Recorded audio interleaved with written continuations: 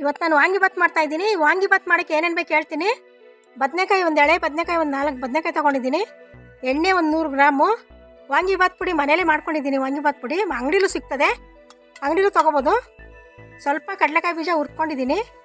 ಸ್ವಲ್ಪ ಕೊಬ್ಬರಿ, 1-2 ಒಣಮೆಣಸಿನ್ಕಾಯಿ, ಹುಣಸೆ ಹಣ್ಣು, ಒಂದು ಈರುಳ್ಳಿ, ದೊಡ್ಡ ಈರುಳ್ಳಿ ಕುಯ್ಕೊಂಡಿದ್ದೀನಿ, 1 ಕಡ್ಡಿ ಕರಿಬೇವು, ಸ್ವಲ್ಪ ಜೀರಿಗೆ, ಸಾಸಿವೆ ಸ್ವಲ್ಪ, ಉದ್ದಿನಬೇಳೆ ಸ್ವಲ್ಪ, ಕಡಲೆಬೇಳೆ ಸ್ವಲ್ಪ, ಸ್ವಲ್ಪ ಉಪ್ಪು, ಬಟಾಣಿ ಒಂದು ಅರ್ಧ ಬೌಲ್ ಬಟಾಣಿ ತೊಗೊಂಡಿದ್ದೀನಿ.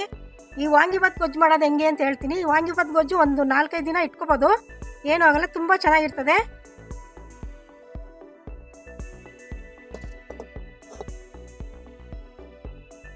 ವಾಂಗಿಬಾತ್ ಗೊಜ್ಜು ಮಾಡೋಕ್ಕೆ 100 ಗ್ರಾಮ್ ಎಣ್ಣೆ ಹಾಕ್ತಾಯಿದ್ದೀನಿ.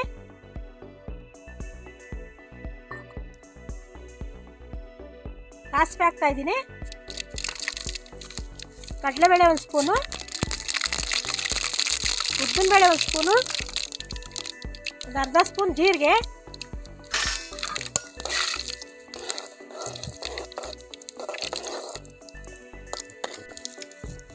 ಕಡಲೆಕಾಯಿ ಬೀಜ ಹಾಕ್ತಾಯಿದ್ದೀನಿ.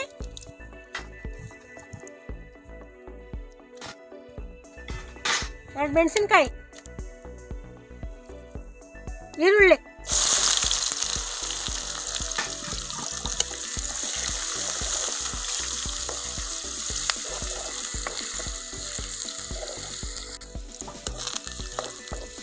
ಈರುಳ್ಳಿ ಸ್ವಲ್ಪ ಫ್ರೈ ಆಗಬೇಕು. ಬಟಾಣಿ ಹಾಕ್ತಾಯಿದ್ದೀನಿ. ಸ್ವಲ್ಪ ಒಂದು ಅರ್ಧ ಬೇಯಿಸ್ಕೊಂಡಿದ್ದೀನಿ ಬಟಾಣಿ.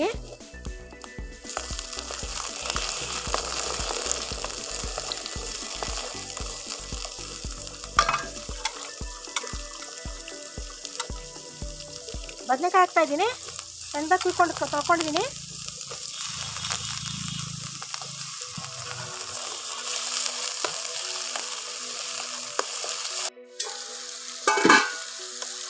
ಬದನೆಕಾಯಿ ಸ್ವಲ್ಪ ಎಣ್ಣೆಲ್ಲೇ ಫ್ರೈ ಆಗಬೇಕು.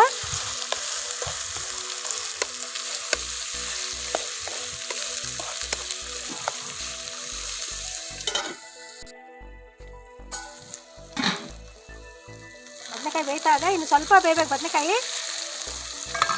ಉಪ್ಪು ಹಾಕ್ತಾಯಿದ್ದೀನಿ, ಸ್ವಲ್ಪ ಉಪ್ಪು,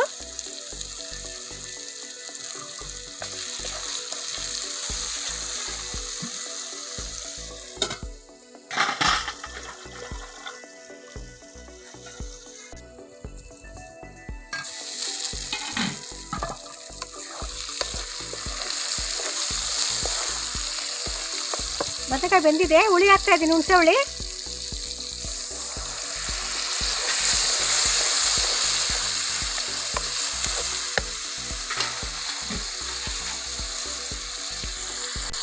ವಾಂಗಿಬಾತ್ ಪುಡಿ ಹಾಕ್ತಾಯಿದ್ದೀನಿ, ಒಂದು 3 ಸ್ಪೂನ್ ಹಾಕ್ತಾಯಿದ್ದೀನಿ. ನೋಡ್ಕೊಂಡು ಹಾಕಬೇಕು.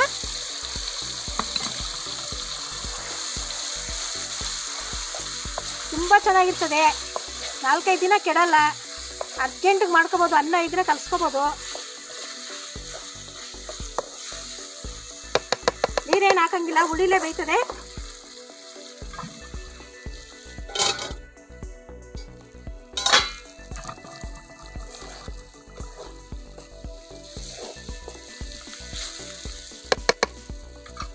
ಸ್ವಲ್ಪ ಕೊಬ್ಬರಿ ತುರಿ ಹಾಕ್ತಾಯಿದ್ದೀನಿ. ಕೊಬ್ಬರಿ ತುರಿ ಹಾಕಿದ್ರೆ ತುಂಬ ಚೆನ್ನಾಗಿರ್ತದೆ.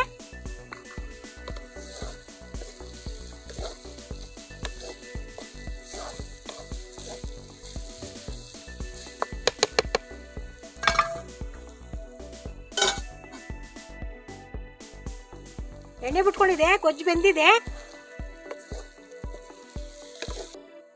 ಅನ್ನ ಹಾಕೊಂಡು ಕಲ್ಸ್ಕೋಬೇಕು. ಅನ್ನ ಹಾಕೋತಾ ಇದ್ದೀನಿ.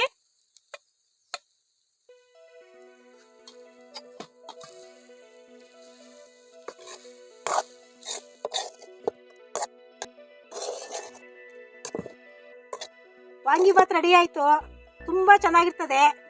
ಈ ವಿಡಿಯೋ ನಿಮ್ಗೆ ಇಷ್ಟ ಆದರೆ ದಯವಿಟ್ಟು ಲೈಕ್ ಮಾಡಿ.